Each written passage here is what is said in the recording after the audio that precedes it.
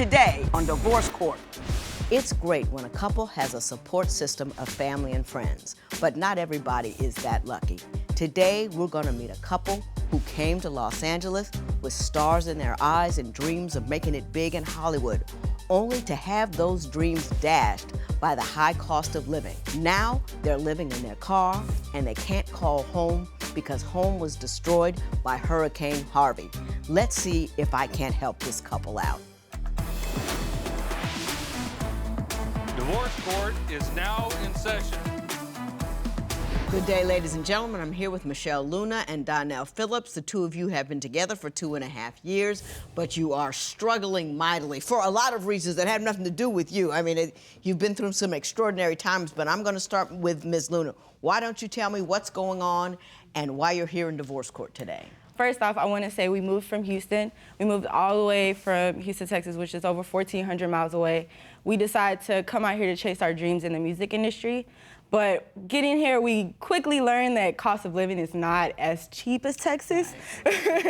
So for the time being, we've been living in our car, just making it work. And before we left, I was kind of skeptical, but this man here is like literally the love of my life. I've never loved anyone as much as I loved him, but it's just a few sketchy things before we left that I'm just not. Well, I understand you now believe that he cheated on you even before you got to Los Angeles. Yes. Tell me about that. So before we left, I was actually going through his phone. I have full access to his phone. We share a phone, actually. So I was going through his pictures, and I actually saw two different girls. One girl it was two pictures of this girl. She had on no top, so she was completely topless, just a thong in one picture. And then another picture she had on a completely different thong, which led me to believe that she may have spent the night and something could have possibly happened. But that was one girl that I saw on his phone. So another girl, she was actually on his balcony and she was dancing, twerking actually. And he was actually zooming in all up and down her legs, all into her booty, all of that. And if you're in a relationship with me, why are you recording another girl twerking? Okay. So, thong girl and twerking girl, Mr. Phillips. Give me your version of those events. Well, Your Honor, both of those times, nothing sexual but happened between those females. I mean, to be honest, they took me on dates. They paid for my food. So it was more of, you know, just using somebody. And I have my own suspicions about her and her ex-boyfriend. You said you were using them for their money, correct? Yes, ma'am. So you kind of romanced them for cash? Yes, ma'am. Yeah. Would you have a problem if she was romancing dudes for cash? Next time, before you do it next time, think of it that way. Yes, you tell me what she's doing. Well, there was a time, you know, that I accused her a few times about going to see her ex, just, you know, off of suspicion. And, you know, I kind of felt bad about constantly accusing her. And there was a time where, you know, she needed her brakes done. And I said, well, babe, you know, I got the money, here you go. She wouldn't take the money at all. She said, I'll take care of it. I got this. So that same day, she got into a car accident. And I ran all the way from the apartment to the car, and she was upset. And I can understand that, but it was something more than just that car accident. Mm-hmm. So I was digging and digging, and I was thinking, and that day, she sent me a picture, and it had two guys next to her car. I was like, oh, okay, you know, didn't think of it. So I said, let me take things into my own hands and, you know, just reach out to the ex and see, you know, what's really going on. So when I reached out to the ex, he said, yeah, I've been hanging with Michelle, and he sent me a picture in her bedroom. Ms. Luna, did that occur? It did. It did. How did the ex get in your bedroom to take a picture? He was actually taking me to and from work because at that time he was out of town. To work. So. Yeah, to and from work. Doesn't involve the bedroom. Right. Which I completely understand, but he went up for like a cup of water and I laid down and he took the picture. So I laid down? I mean, I laid down. Like, he didn't lay down with me or anything like that. It wasn't like anything sexual. It was really just like, I need you to take me to and from work, and that's it. We're not getting back together. We're not even friends. We're right now If you were concerned that he wanted to get back together, why lay down on the bed and let him take a picture of you? I mean, I wasn't really thinking at that point. I mean, I could take completely responsibility of that. Right. I really wasn't thinking at that point. I wasn't trying to go too much into that talk or that conversation with him. So I guess that's where that came in, but I take full responsibility of that. Yeah, because sometimes anybody do something, Right. "Ah, now that I think about it, I shouldn't have done it." Yeah. I want to talk a little bit about you coming to Los Angeles, because once you got here, things didn't go well. Right. Talk to me about that. So when we came here, we came across a film school that essentially would put us in the direction where we wanted to be. When we moved here, we had no family, we had no friends, we had no connections, we had nothing. We literally moved out here on a dream, and a dream that would work. But when we came here and we enrolled in that film school, it was like, you know what? If all else fails, okay, we're in school, we can do a few deliveries, which was what we were doing to make income. Just doing delivery services, period, just to make income. But that would go directly back towards gas, food, daily necessities, things that we needed to survive. So talk came across doing a regular job, working retail, things like that. But I felt we didn't move to California to work retail. We didn't move 1,400 miles to work a dead-end job that's just we're gonna be a cashier in. So, Mr. Phillips, you have something to say about that? I mean, I did tell her that, it would probably be smart for her to get a 9-to-5 job, because I do a lot of freelance work. And I feel like with my freelance work, I don't have time, to clock in at 9 and clock out at 5, because I might have a shoot at 5 and another shoot at 10. So I feel like me making that income that way could support both of our dreams if she had the 9 to 5 to, cover other expenses. Why didn't you want to do that?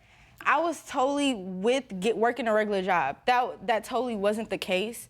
We both agreed on working regular jobs because we weren't getting as much freelance opportunities as we had liked. Yeah. So we had decided to start working those regular jobs. I started to apply for those jobs. Regular retail jobs, they will also send you a confirmation that you've applied for those jobs. Your login credentials, all of that. We are logged into our email on the same phone. So when he sees my confirmations, I should see his. I don't see any of that. So he was, no, I got what happened. And I also understand that when that didn't work out for you, you two found a very creative way to address your financial issues, and I want to talk about that. So we met this one girl, and she really didn't have a good vibe about her. So when I texted her, she was like, he came over, and he was like very aggressive, and he reached over, he grabbed me, and we had sex. Mr. Phillips, would you like to address that?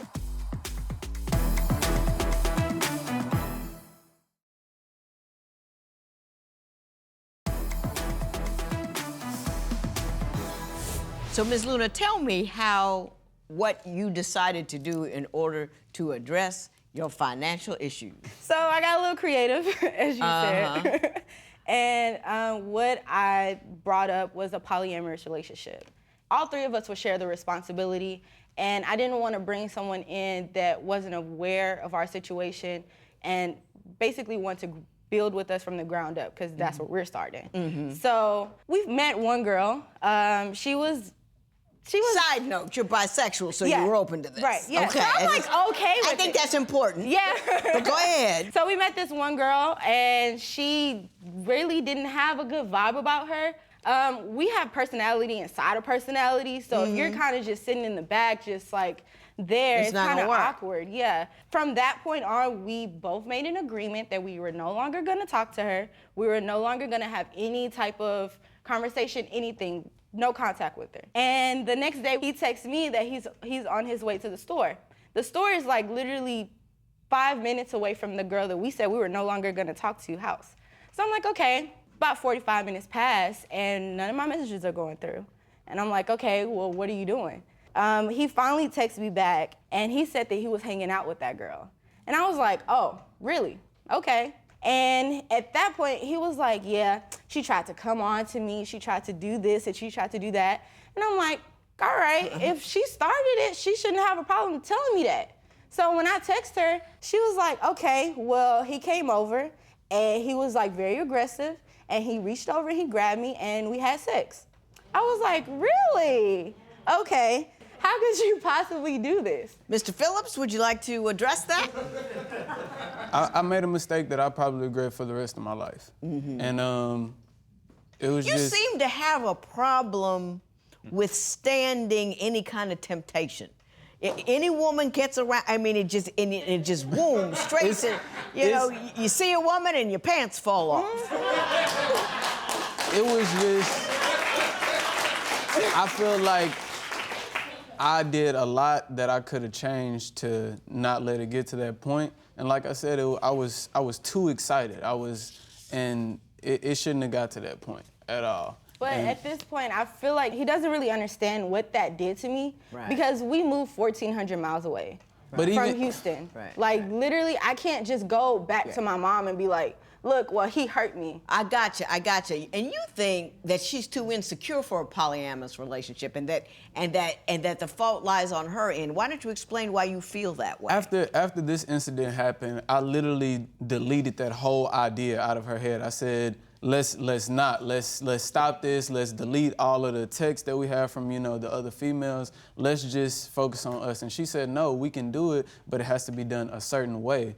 And I felt like her insecurities caused her to grow jealousy within certain situations. Even before I've ever done anything, it was always, a jealousy derived from somewhere, and I didn't understand it. Yeah. So for her to, say, oh, let's add a third person, it was like, okay, but are you sure? And But and then you said, are you sure? And then you said, okay, fine. And then her worst fears were confirmed because you had sex with that person on their own. So clearly, she was right to be insecure because you can't play by the rules, even when the rules are grossly in your favor.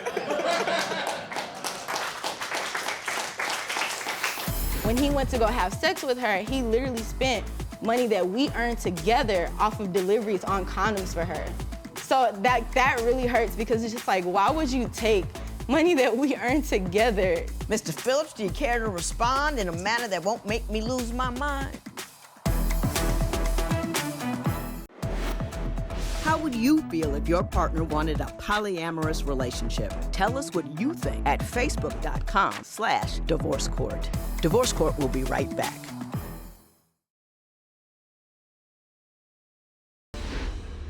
So, Ms. Luna, tell me about your current living situation. So right now we're living out of our car, and when we made that decision to come here, we were really taken back at how expensive it really is and how realistic it really was to achieve actually finding somewhere to live.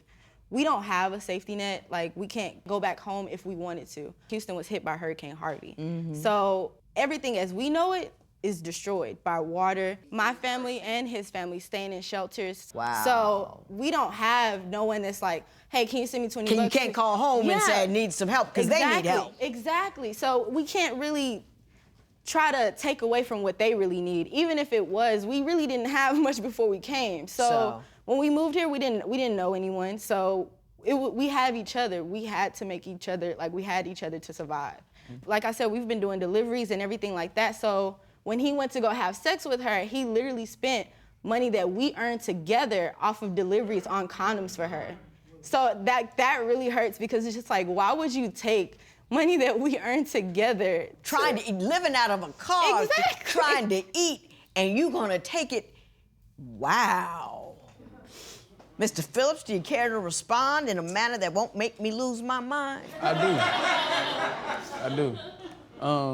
Like she said, when we moved out here, we knew everything. We knew it was expensive. We knew it was gonna be hard to, find somewhere to stay. We knew all that. But like she said, we had each other, and recently it was something that made me really realize, the things that I was doing, like you said, derived these insecurities. And we had a car accident recently. And In the car that you were living in? our home, our moneymaker, our everything. So now you can't even make deliveries. Can't even make deliveries. And to know that, we have nothing to go back to, we have to be for each other.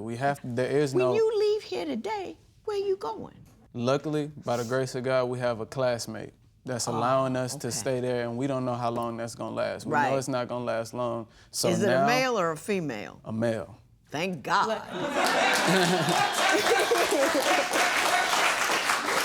Because you are not a man to be left with temptation. That's all I'm gonna say. But I mean, that really made me realize, that I feel like she shouldn't have insecurities for the simple fact that I love this girl. She's beautiful, she's smart, she has a soul like no other.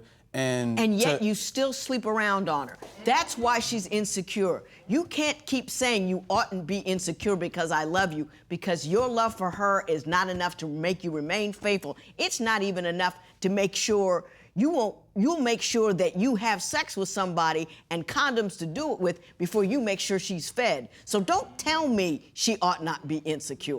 She ought to be insecure, okay? Get that off your mind, because that's just wrong. You have to behave in a manner that makes a woman feel secure, just not speak it, you know? Above the belt, you're fine. Below the belt, you batting zero. Don't get that twisted. I got a couple of things I want to say to you that I hope will help you out, because I'm worried about you. Which would be the hardest for your relationship to survive? Share your opinion on Twitter and Instagram @Divorce Court. Divorce Court will be right back.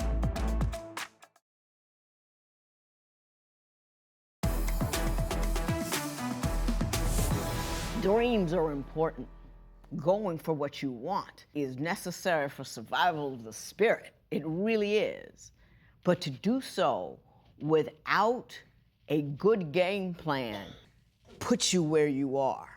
And you keep talking about dreams and goals when sometimes, 365 days of a regular gig, I mean, you got 70, 80 years to go. You know what I mean? 365 days of a regular gig is not giving up on your dreams. It's just being a practical person. And sometimes you have to delay for 30 days, 60 days, 90 days to save up money to be able to pursue your dreams, because you have to do so in a manner that makes sense. So you with me with that? You know what I mean? Don't just dream. Right. My father was an attorney. He went to law school, but he worked in a linoleum factory until his law practice could get up. He never dreamed to be in a linoleum factory, but he had to delay what he wanted, even though he had the schooling for it, because he had people to feed. Mm-hmm. You got to feed yourself. Mr. Phillips, I'm going to ask you to grow up. You have a problem with denying yourself immediate gratification. And until you can deny yourself immediate gratification, you're never going to be a man in whom she can trust and secure. You keep talking all of this magnificent, I love it, all this, and all these amorphous concepts about your deep love for her and all that kind of stuff, but women need practical things. You know what I mean? We need to believe and know we got a place to stay. We got to know if you run into a woman, the next thing you know, y'all won't be in bed together. And she has no reason to believe that. And so you have to make sure that you hold yourself accountable for what you do. I want to change that. Huh? I want to change that. Don't want to change it. Do it.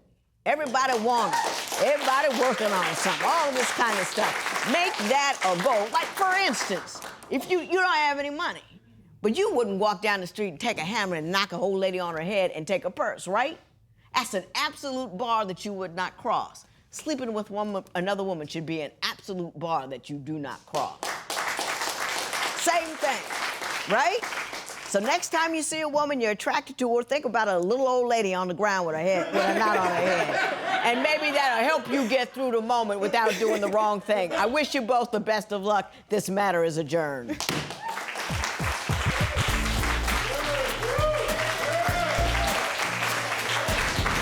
Right now, it's just gonna take time for us to get past the infidelities, the deleting messages, cheating, and everything like that.